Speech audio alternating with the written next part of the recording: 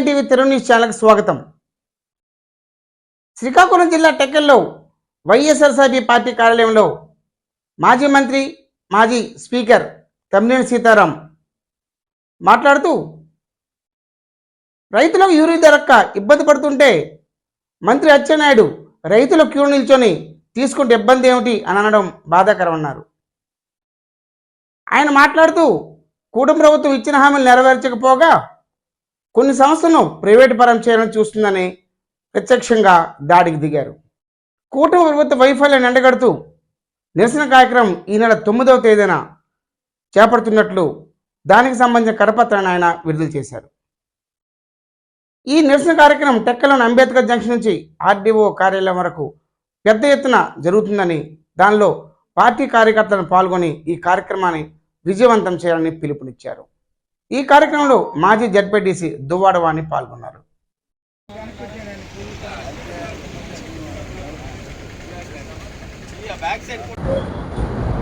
మన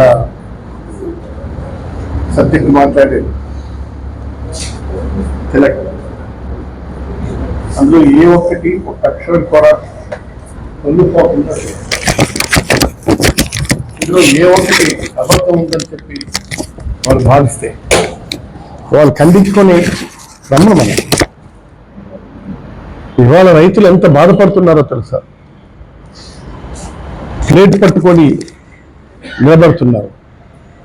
అక్కడ ప్లేట్ల అవసరం ఎందుకు వచ్చింది నీకు?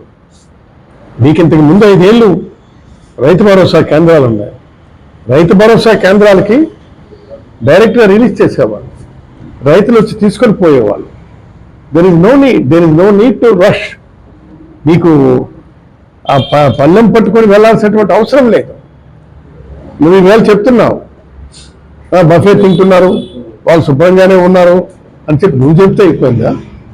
పత్రిక ఇప్పితే కోటాను కోట్ల మంది రైతులు అలో లక్షణ అంటున్నారు. దానికి బాధ్యులు మీరు కాదా? ఇవాళ మార్కెట్ ఇంటర్వెన్షన్ లేదు. మార్కెట్ ఇంటర్వెన్షన్ అంటే ఏంటి? మొత్తం మనం 3500 పైచలకు మార్కెట్ ఇంటర్వెన్షన్ క్యాష్ మనం డిపాజిట్ చేసి ఉంచాం.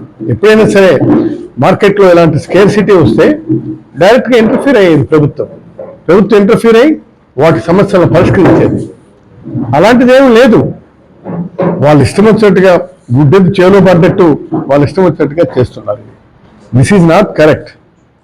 అంతేకాదు ఇవాళ మనకి మీకు తెలుసు మెడికల్ కాలేజీలు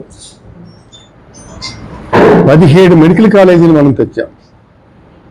ఆ మెడికల్ కాలేజీల్లో 5 ప్రారంభోత్సవం చేశాం. 5 ప్రారంభోత్సవం చేసి ఇప్పుడు చాలామంది చదువుతున్నారు. మిగిలినటువంటి 10 కూడాను వీళ్ళు ప్రైవేటైజ్ చేస్తున్నారు. ఉన్న 2 కూడాను బార్గెనింగ్లో ఉన్నాయి. అసలు ఏంటి మీ ఉద్దేశం ఏంటి?